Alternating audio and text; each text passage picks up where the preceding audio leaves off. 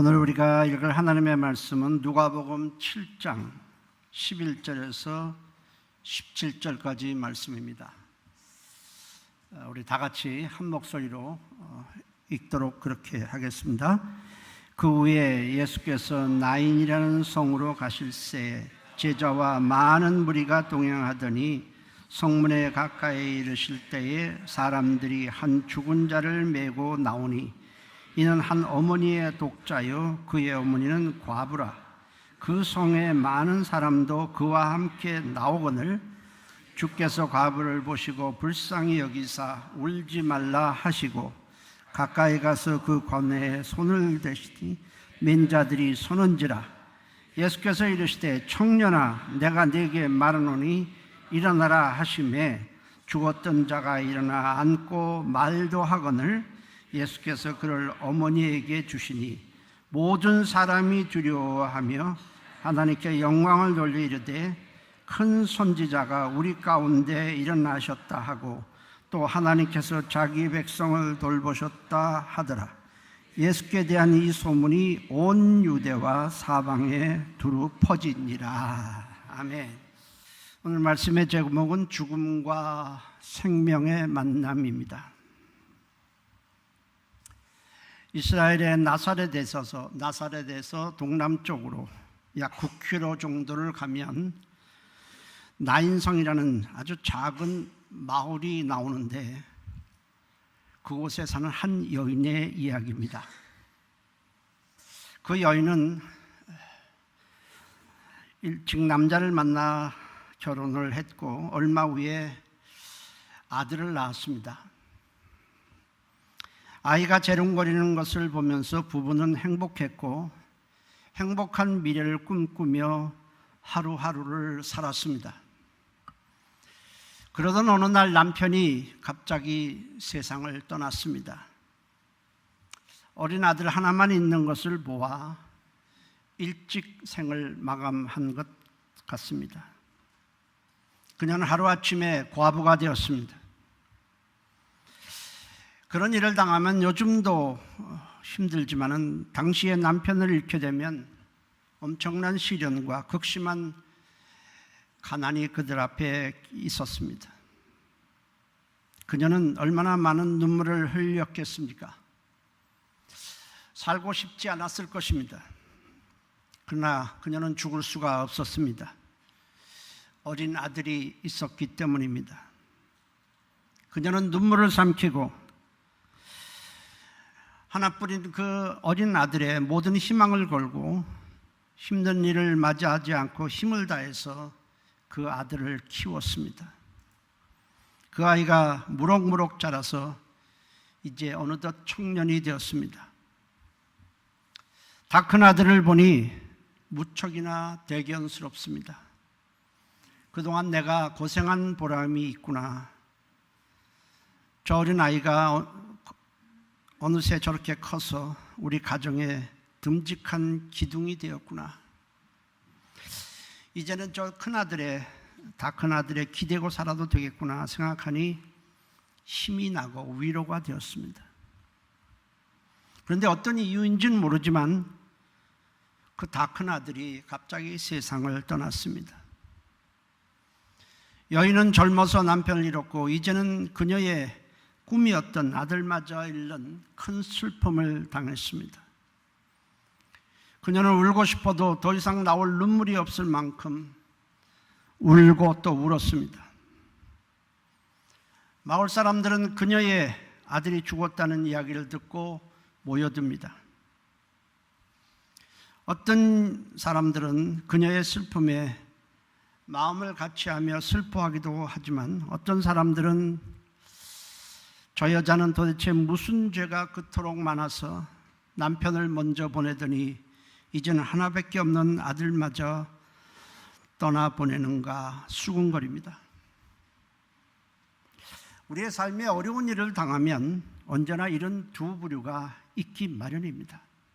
마음을 같이 하는 사람들이 있는가 반면에 그 반대의 사람도 언제나 있습니다. 이제 마을 사람들은 청년의 시신을 눕혀놓고 머리를 빗어주고 깨끗한 세마포 옷을 입힌 후 관에다가 시신을 누이고는 뚜껑을 덮습니다. 이것을 우리는 입관이라고 이렇게 말을 하죠. 이스라엘이나 우리나라나 시신을 처리하는 방식은 다 같습니다. 그런데 이스라엘은 날씨가 무덥기 때문에 장례가 나면 장례를 하루 만에 치르게 됩니다. 마을 사람들이 청년의 시신이 담긴 관을 메고 성 밖으로 나갑니다. 장례 행렬의 맨 앞에는 여자들이 서고 그 뒤에는 남자들이 관을 메고 뒤따라갑니다. 또 그 뒤에는 피리를 불며 곡을 하는 사람들이 따르게 됩니다. 장지라고 해봤자 마을에서 30분 이내에 가까운 거리에 대부분 위치해 있습니다. 그때 예수님께서 제자들과 주님을 따르는 많은 무리들과 함께 이 나인성을 향해 오고 있었습니다. 예수님이 성 가까이 이르렀을 때에 장례 행렬이 성문을 마침 빠져나오고 있었습니다.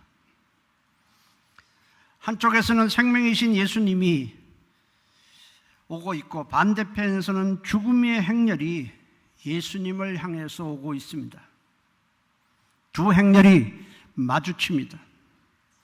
죽음과 생명이 마주칩니다. 죽음과 생명은 예수님은 생명이시기 때문에 죽음과 생명은 영원히 화해할 수 없는 사이입니다. 죽음과 생명은 영원한 원수입니다. 생명이신 예수님, 죽음을 정복하기 위해서 이 땅에 오신 예수님은 이때 어떻게 해야 됩니까?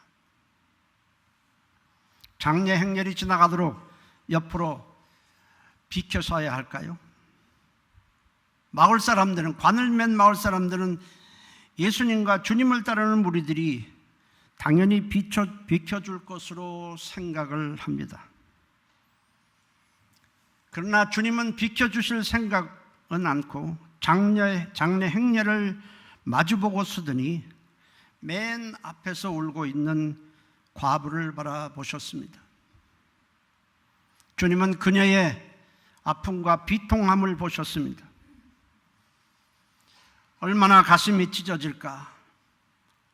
더 이상 어떤 낙도 가질 수 없고 소망도 없는 여인의 마음을 주님은 사랑의 눈으로 불쌍히 보셨습니다. 이것이 바로 긍휼입니다. 긍휼이라는 것은 하나님의 사랑과 우리를 불쌍히 여기는 그 마음이 합쳐진 단어입니다.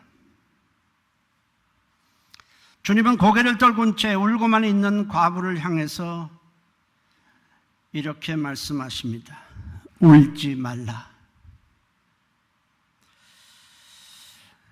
한번 해보시는 말씀이 아닙니다. 달리 할 말이 없어서 하신 말씀도 아닙니다. 근데 여인이 어떻게 안 울 수 있겠어요? 주님이 울지 말라 하신 것은 여인의 눈물을 씻어주시고 여인의 눈물을 그치게 해 주시겠다는 것입니다.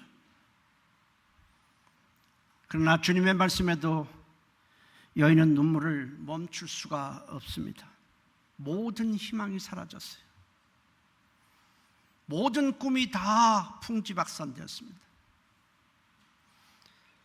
더 이상 살아갈 힘도 어떤 낙도 그녀에게는 없습니다. 예수님은 그 관에다가 손을 대십니다. 그러자 관을 메고 간 자들이 멈추어 섭니다. 그런데 놀랍게도 주님은 관 속에 있는 청년을 향해 일어나라고 명하십니다. 누가복음 7장 14절에 가까이 가서 그 관에 손을 대시니 맨 자들이 섰는지라. 예수께서 이르시되 청년아 내가 네게 말하노니 일어나라 하시매. 그러자 놀라운 일이 일어납니다. 이미 죽었습니다. 호흡은 다 멈췄습니다. 얼굴까지 다 하얀 천으로 다 둘렀습니다. 온몸은 다 세마포로 다 쌓여있던 그 청년이 일어나라는 주님의 말씀을 듣고 관 속에서 일어나서 앉더니 말까지 합니다. 여기서 우리는 놀라운 사실 하나를 발견하게 됩니다. 우리는 죽으면 다 끝이라고 생각하지만 육체가 죽었어도 그 영혼은 살아있어서 주님의 말씀을 듣는다는 겁니다. 주님은 살아난 청년에게, 어머니에게 가라 말씀을 하셨습니다. 누가복음 7장 15절에 죽었던 자가 일어나 앉고 말도 하거늘 예수께서 그를 어머니에게 주시니 했습니다. 예수님은 과부의 눈물이 변하여 큰 기쁨이 되게 하셨고 춤을 추게 하셨습니다. 그 광경을 보고 있던 사람들은 모두 놀랐고 두려워하며 이런 큰 일을 하게 하신 하나님께 영광을 돌립니다. 누가복음 7장 16절에 모든 사람이 두려워하며 하나님께 영광을 돌려 이르되 큰 선지자가 우리 가운데 일어나셨다 하고 또 하나님께서 자기의 백성을 돌보셨다 하더라. 나인성 과부에서 일어난 일들이 우리 삶 속에서 일어나는 것은 아닙니다. 그 청년이 살아났다고 해서 그 몸으로 영원히 사는 것도 아닙니다. 그 육체는 시간이 지나면서 결국 낡아질 것이고 때가 되면 육체의 수명이 다할 것입니다. 예수님께서 이 청년을 살리신 것은 우리에게 놀라운 메시지를 주시기 위함입니다. 하나님의 아들 예수 그리스도께서 죽음을 이기는 생명의 주가 되심을 알게 하고 모든 사람으로 예수님을 생명의 주로 믿도록 하기 위함이었습니다. 청년아, 내가 네게 말하노니 일어나라 하신 것은 나는 죽음을 정복하고 이기는 생명의 주가 되느니라. 죽음아 떠나가라, 물러가라는 뜻입니다. 생명이신 주님의 명령에 죽음은 더 이상 청년을 죽음에 가둬두고 묶어둘 수가 없었습니다. 생명이신 주님께 대항하지 못하고 이 죽음은 청년을 놓아주었습니다. 주님 말씀입니다. 요한복음 11장 25절 26절에 나는 부활이요 생명이니 나를 믿는 자는 죽어도 살겠고 무릇 살아서 나를 믿는 자는 영원히 죽지 아니라 하셨습니다. 모든 사람들이 마치 진리처럼 갖고 있는 생각이 있습니다. 그것은 다른 것은 몰라도 죽음만큼은 절대로 이길 수 없고 정복할 수 없다는 것입니다. 왜냐하면 하늘 안에 나르는 새도 떨어뜨린다는 천하를 호령하는 권세자들도 예외 없이 모두 죽음 앞에서는 무릎을 꿇었기 때문입니다. 죽음은 이길 수 없다는 생각이 모든 사람 속에 있습니다. 그러나 죽음은 결코 진리가 아닙니다. 아담이 범죄한 후에 오랫동안 사람들은 죽음은 이길 수 없다고 체념하며 살고 속고 살았을 뿐입니다. 예수를 믿는 자에게 있어서 진정한 죽음은 존재하지 않습니다. 믿는 자의 육체의 죽음은 천국에서 영원히 살기 위해서 옷을 갈아입듯이 다시는 죽지 않을 영광의 몸으로 받고 있기 위한 절차에 불과합니다. 죽음을 이기시고 부활하신 예수님의 생명이 우리 안에 흐르고 있기 때문입니다. 그러므로 예수를 믿는 모든 성도는 육체가 끝난 후에도 하나님 앞에 영원히 살아 있습니다. 아브라함도 살아있고 모세도 살아있고 베드로도 살아있고 바울도 살아있고 앞서간 우리의 모든 믿음의 선진들도 살아있습니다. 우리 중에는 같이 신앙생활 하다가 먼저 생을 마감한 분들이 꽤나 많습니다. 우리는 사람이기 때문에 오랫동안 같이 신앙생활 하던 사람이 옆에 없는 것 때문에 우리는 보고 싶기도 하고 안타까워하고 슬퍼하고 눈물을 흘립니다. 하지만 믿음 안에서 먼저 간 그들은 죽은 자들이 아닙니다. 그들은 지금 우리처럼 슬퍼하고 있지도 않습니다. 그들은 주님과 함께 지금 즐거워하면서 영광 가운데 살아 있습니다. 우리도 때가 되어 육신이 끝나면은 우리도 그들이 있는 곳으로 가게 될 것입니다. 생명이신 예수를 믿지 아니하면 세상의 어떤 방법으로도 죽음의 문제를 절대로 해결할 수 없습니다. 죽음을 이기시는 예수님을 나의 구주로 받아들인다면 우리도 죽음을 넉넉히 이길 수 있을 것입니다. 주님은 나인성 과부의 아들을 살려주시기 전 먼저 과부의 눈물을 보시고 긍휼히 여기셨습니다. 우리는 이것에 주목할 필요가 있습니다.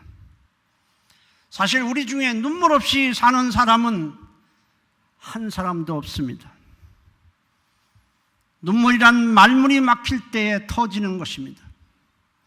복정 간격에 눈물을 흘리기도 하고 너무 억울해서 눈물을 흘리기도 하고 큰 죄를 범해서 흘리기도 하고 큰 과오를 범해서 눈물을 흘리기도 하고 형용할 수 없는 슬픔에 가슴을 찢으며 눈물을 흘리기도 합니다. 눈물은 그 자체가 완벽한 언어입니다. 흘리는 눈물을 통역할 필요도 없고 설명할 필요도 없습니다. 인간은 태어날 때부터 울음으로 인생을 시작하고 죽을 때는 두 눈에 눈물이 고인 채 숨을 거두게 됩니다. 중요한 것은 그 눈물을 누구를 향해 흘릴 것인가 하는 것입니다. 슬퍼서, 괴로워서, 억울해서, 마음이 아파서 눈물 흘리는 사람은 세상에 많습니다. 그러나 하나님은 주님을 향해 흘리는 눈물을 귀하게 보시는 것입니다. 과부는 이스라엘 사람이었기에 하나님을 향해 눈물을 흘렸을 것입니다. 어찌 보면 하나님 밖에는 눈물을 흘릴 곳이 없어서 아마 흘렸을 것입니다. 주님은 주님을 향해 흘리는 과부의 눈물을 귀하게 여기셨습니다. 믿음의 사람 다윗은 하나님 앞에 이렇게 기도했습니다. 시편 56편 8절에 나의 눈물을 주의 병에 담으소서. 다윗은 하나님께서 눈물의 기도를 결코 외면하지 아니할 것이라는 믿음이 있었습니다. 눈물의 기도는 하나님의 마음을 움직입니다. 유다 왕국에 아주 하나님을 신실하게 믿던 히스기야가 죽을 병에 걸렸습니다. 궁에 있는 어이도 이 왕이 살 수 없다고 말합니다. 심지어 선지자 이사야도 하나님의 말씀을 가지고 와서는 왕은 살 수 없다라고 말을 합니다. 이사야 38장 1절에 그때 히스기야가 병들어 죽게 되니 아모스의 아들 선지자 이사야가 나아가 그에게 이르되 여호와께서 이렇게 말씀하십니다. 여호와께서 이같이 말씀하시기를 너는 내 집에 유언하라. 네가 죽고 살지 못하리라 하셨나이다 하니. 여러분, 어이도 못 산다고 그러고 심지어 하나님의 말씀도 못 산다고 한다면 우리는 아마 다 포기해버릴 것입니다. 그러나 그 말에 히스기야는 모든 사람을 물리치고 방에 들어가 얼굴을 벽으로 향하고 눈물을 흘리며 하나님께 기도를 합니다. 그 기도는 단지 살기 위해서가 아니었습니다. 나의 병 죽지 않게 해주세요. 그러기 위해서 기도한 것이 아닙니다. 당시 아수르는 유다를 침공하려고 하고 있었습니다. 근데 그때 히스기야는 아들이 없었습니다. 아들이 없는 상태에서 자기가 죽게 되면 왕위를 이어받을 자가 없고 아수르의 침공에 나라는 무너지게 될 것입니다. 보다 더 큰 문제는 하나님께서 다윗의 후손을 통해서 메시아를 보내주겠다고 약속하셨는데 만일 아들이 없는 상태에 자기가 죽게 되면 다윗의 계보를 이은 자기가 죽는 것으로 끝난다면 메시아는 이 땅에 오지 않게 됩니다. 이 두 가지를 생각하니까 마음이 너무 아프고 슬펐습니다. 그래서 하나님, 이 나라를 지켜주세요. 내가 죽는 게 문제가 아닙니다. 내가 이대로 죽으면 메시아가 오지 못하면 이 수많은 인류는 어떻게 구원을 받습니까? 견딜 수가 없어요. 그래서 눈물을 쏟으며 하나님께 부르짖었습니다. 그러자 하나님은 이사야 선지자를 통해서 히스기야의 눈물을 귀하게 보시고 15년을 더 살게 해 주시겠다고 말씀하십니다. 이사야 38장 5절 6절에 너는 가서 히스기야에게 이르기를 네 조상 다윗이 하나님 여호와께서 이같이 말씀하시기를 내가 네 기도를 들었고 네 눈물을 보았노라. 내가 네 수완에 15년을 더하고 너와 이 성을 아수르 왕의 손에서 건져내겠고 내가 또 이 성을 보호하리라. 하나님은 히스기야의 흘린 눈물의 내용을 보셨습니다. 그리고 15년을 연장시켜줬는데 그 15년 동안 하나님은 아수르의 손에서 유다를 지켜주셨고 아들이 없던 히스기야가 므낫세라는 아들을 낳게 해주셨고 그 후손에서 이 땅에 메시아가 오셨고 그래서 우리가 구원을 받은 것입니다. 눈물의 기도에는 간절함이 있고 애통함이 있고 부르짖음이 있습니다. 주님이 도와주시지 않으면 위로받을 길이 없고 주님이 도와주시지 않으면 일어설 힘이 없고 소망이 없고 사명을 감당할 수 있는 능력이 없다고 부르짖는 기도에는 간절함이 있습니다. 저도 목회하면서 많은 눈물을 흘렸습니다. 하나님께서 이 눈물의 기도를 보실 것이라는 저도 믿음이 있었습니다. 주님은 눈물도 없고 간절함도 없고 애통하는 마음도 없는 형식적으로 하는 바리새인의 기도는 외면하시고 가슴을 치며 비록 죄를 많이 졌지만은 가슴을 치며 애통하는 세리의 눈물의 기도는 귀하게 보시고 응답해 주셨습니다. 세리의 기도입니다. 누가복음 18장 13절에 세리는 멀리 서서 감히 눈을 들어 하늘을 쳐다보지도 못하고 다만 가슴을 치며 이르되 하나님이여 불쌍히 여기소서 나는 죄인이로소이다 하였느니라. 여러분, 우리의 기도는 얼마나 간절함이 있습니까? 우리의 기도에도 애통함과 간절함과 눈물이 있어야 합니다. 일제강점기 하에서 신앙생활하던 우리의 믿음의 선진들은 예배당에 모였다 하면 울었습니다. 통성기도를 시작하면 어느새 기도는 통곡으로 바뀌었고 예배 시간이 울음바다가 되기 일쑤였습니다. 설교의 말씀에 은혜를 받아서 울었고 자신들이 지고 있는 짐이 너무 무거워서 울었고 나를 빼앗긴 서름에 울었고 신앙의 박해 때문에 울었습니다. 암울한 시대에 태어난 자녀들을 위해서 기도하면서 저들은 울었습니다. 그들은 울면서 찬송했고 울면서 기도했습니다. 그들은 주님 앞에 자신들의 눈물을 쏟아놓았습니다. 주님은 이런 눈물의 기도를 귀하게 보시고 저들에게 주저앉지 않도록 힘과 용기를 주셨고 그리하여 지금의 대한민국에 있게 하셨습니다. 주님 말씀입니다. 마태복음 12장 20절에 상한 갈대를 꺾지 아니하며 꺼져가는 심지를 끄지 아니하기를 심판하여 이길 때까지 하리니 했습니다. 상한 갈대가 꺾이면 사람들은 아무 생각 없이 그 꺾여진 갈대를 밟고 지나갑니다. 그 상한 갈대에 마음을 두는 사람은 없습니다. 꺼져가는 심지는 어떻습니까? 꺼져나가는 심지, 거기에 붙어있는 불꽃은 바람이 조금이라도 불면 꺼집니다. 그러면 사람들은 꺼져가는 심지를 손으로 꽉 눌러서 아예 불꽃을 없애버립니다.